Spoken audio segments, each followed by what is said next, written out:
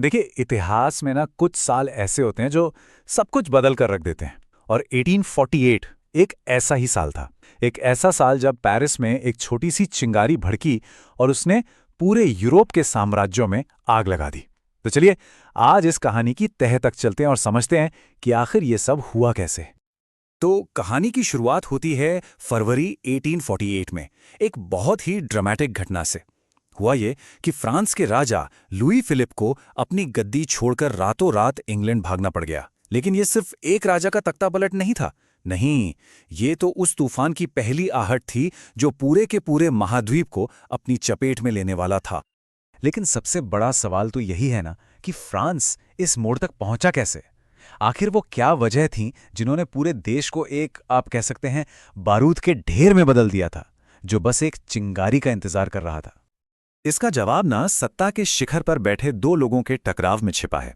देखिए, एक तरफ थे राजा लुई फिलिप, जो खुद को एक लिबरल मतलब एक उदारवादी शासक मानते थे, और दूसरी तरफ थे उनके प्रधानमंत्री फ्रांसवा गिज़ो, जो किसी भी तरह के सामाजिक या लोकतांत्रिक सुधार के, आप समझिए, सख्त खिलाफ थे। उनकी सारी नीतियां सिर्फ मुट्ठी भर अमीर पूंजीपतियों के लिए थीं, और जाहिर है आम जनता में गुस्सा बढ़ता ही जा रहा था।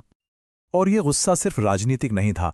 पूरा देश उस वक्त भूखमरी और बेरोजगारी की चपेट में था। लोग बहुत परेशान थे। सरकार सुधारों के नाम पर कुछ भी नहीं कर रही थी, और उसकी विदेश नीति को भी काफी कमजोर माना जा रहा था। जरा सोचिए, हर तरफ बस असंतोष और निराशा का माहौल था।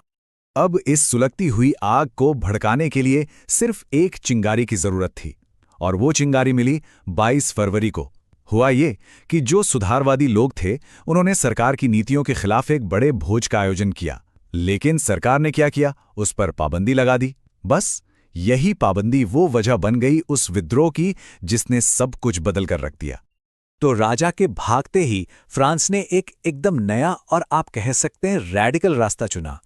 राजशाही का अंधेरा अब खत्म हो चुका था और एक नई सुबह का आगाज हो रहा था।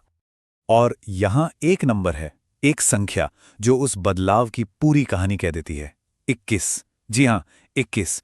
नई सरकार ने 21 साल से ऊपर के सभी पुरुषों को वोट देने का अधिकार दे दिया। आज शायद यह हमें बहुत आम बात लगे, लेकिन उस जमाने में ये एक अविश्वसनीय रूप से क्रांतिकारी कदम था। इसका सीधा सा मतलब था कि सत्ता अब सिर्फ अमीरों और कुलीनों के हाथ में नहीं रहेगी, बल्कि एक आम आदमी भी अपनी सरकार चुन सकेगा। तो नई नेशनल असेंबली ने 3 बड़े फैसले लिए, और इन फैसलों ने फ्रांसीसी समाज को हमेशा के लिए बदल दिया। पहला, फ्रांस अब एक गणतंत्र होगा, राजशाही खत्म। दूसरा, हर वयस्क पुरुष को वोट देने का हक होगा। और तीसरा, जो शायद सबसे बड़ा वादा था, कि हर नागरिक को काम के अधिकार की गारंटी मिलेगी। इन फैसलों ने, समझिए, रातों रात फ्रांस की तकदीर ही बदल दी। लेकिन कहानी सिर्फ फ्रांस तक ही सीमित नहीं रही। पेरिस से उठी इस क्रांति की खबर जंगल की आग की तरह पूरे यूरोप में फैल गई, और इसने दूसरे देशों के लोगों के दिलों में भी उम्मीद की एक नई लौ जला दी। ये सोचना भी कितना हैरान करने वाला है ना, कि कैसे पेरिस की सड़कों पर हुई एक घटना ने पूरे महाद्वीप में विद्रोह की एक लहर पैदा कर दी। ये दिखाता है कि एक आइडिया, आज़ादी का एक विचार कितना कितना ताकतवर हो सकता है। ये सचमुच एक चिंगारी थी जिसने कई देशों में बदलाव की आग भड़का दी थी।